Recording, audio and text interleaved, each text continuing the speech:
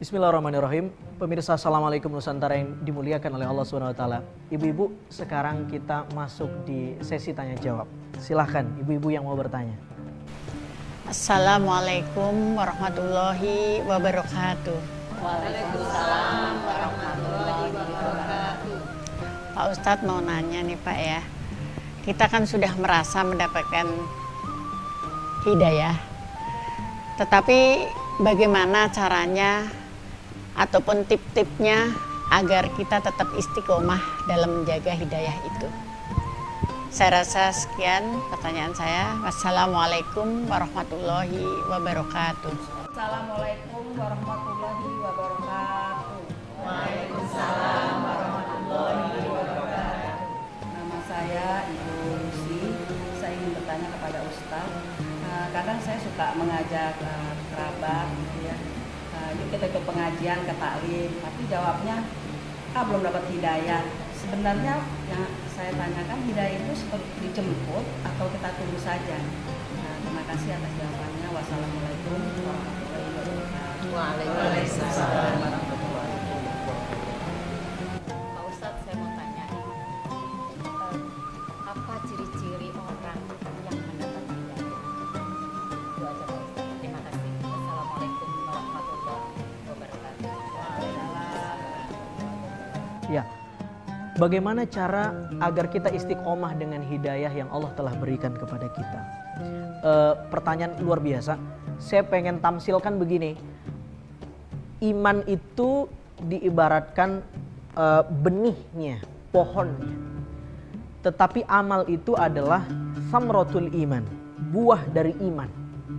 Hidayah itu juga samratul iman, buah dari iman. Bagaimana bukti, nanti ada pertanyaan itu tadi, ciri-ciri orang yang mendapatkan hidayah? Dia beramal. Itu ciri-ciri orang yang mendapatkan hidayah, dia beramal. Nah, kalau hidayah itu adalah buah dari iman, maka bagaimana cara menjaga pohon agar dia tetap berbuah? Begitu pertanyaannya sebenarnya. Ibu-ibu suka nanam pohon nggak di pekarangan rumahnya? Suka ya? Apa kira-kira yang ibu lakukan biar pohon itu tetap subur, tidak kering? Itu cara kita menjaga hidayah agar tetap berbuah amal itu. Yang pertama, dia harus disiram. Fadzakir fa inna zikratan fa'ul mu'minin. Begitu kata Quran itu. Apa ini maksud dengan menyiram itu?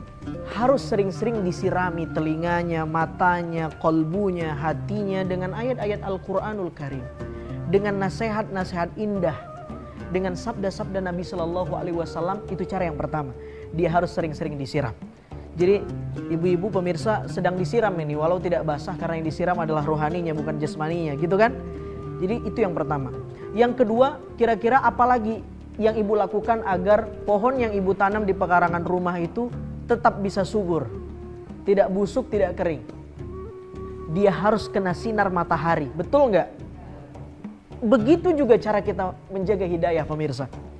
Jadi dia harus kena sinar matahari. Rumah agar bisa matahari masuk, apa yang dilakukan si penghuni rumah? Dia harus buka jendelanya, atau paling tidak dia harus desain rumahnya ada ventilasi paling tidak agar cahaya matahari bisa masuk. Begitulah orang yang harusnya berharap untuk bisa istiqomah dengan hidayah, dia harus membuka hatinya. Sebab kalau hatinya tidak dibuka, bagaimana hidayah mau masuk? Saya belum dapat hidayah nih. Iya, karena kamu belum membuka hatimu dengan hidayah. Kau menutupi hatimu dengan hidayah, sehingga hidayah tidak mau masuk. Yang ketiga, bagaimana pohon itu tetap tumbuh subur, tidak kering dan busuk? Kita harus pupuk itu pohon. Betul tidak? Beda nggak pohon yang dipupukin dengan pohon yang tidak diberi pupuk? Beda. Apa makna pupuk? Kira-kira mana yang lebih subur ibu-ibu? Dipupuk atau tidak dipupuk? Dipupuk. Apa makna pupuk? Maknanya adalah terus melakukan ibadah.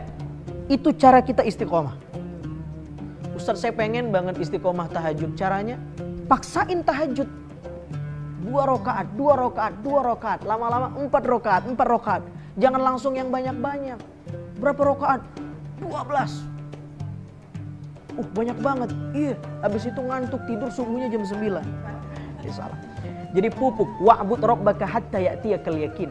Teruslah beribadah, beriman kepada Allah sampai akhir hayat sakaratul maut menjemput kita. Itu makna pupuk. Jadi bagaimana caranya istiqomah dalam hidayah? Dipupuk, disiram, dan kena sinar matahari. Dan yang terakhir, harus memilih tanah yang subur. Maknanya mencari lingkungan sahabat, teman karib yang satu misi dengan kita untuk sama-sama menjaga hidayah. Yang kedua, apakah hidayah itu ditunggu atau dijemput? Hidayah harus dijemput. Dua syarat kata para ulama agar kita mendapatkan hidayah, pemirsa yang dimuliakan oleh Allah Subhanahu wa taala. Yang pertama, fa'iliyatul fa'il, yang kedua qabiliyatul qabil.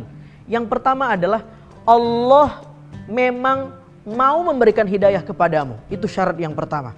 Yang kedua, kamu memang mau mendapatkan hidayah.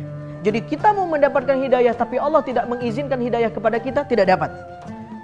Allah ingin kita mendapat hidayah tapi kita menafikan, menolak hidayah Allah, maka Allah akan hilangkan hidayahnya dari kita. Jadi dua syarat kita juga harus mau, karena itu hidayah harus dijemput. Bagaimana caranya?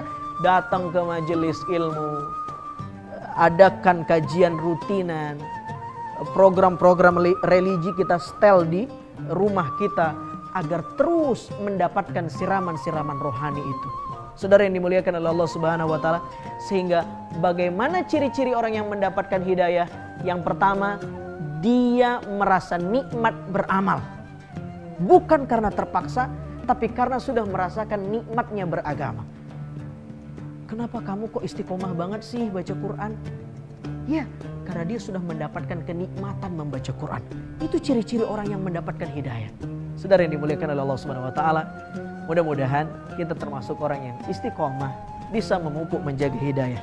Kita tutup dengan doa yang diajarkan oleh Al-Qur'anul Karim. A'udzubillahi minasyaitonirrajim. Rabbana la tuzigh qulubana ba'da idh hadaitana wa hab lana min ladunka rahmah innaka antal wahhab. Wassallallahu wasallam alaihi walhamdulillahi rabbil alamin. Wassalamualaikum warahmatullahi wabarakatuh.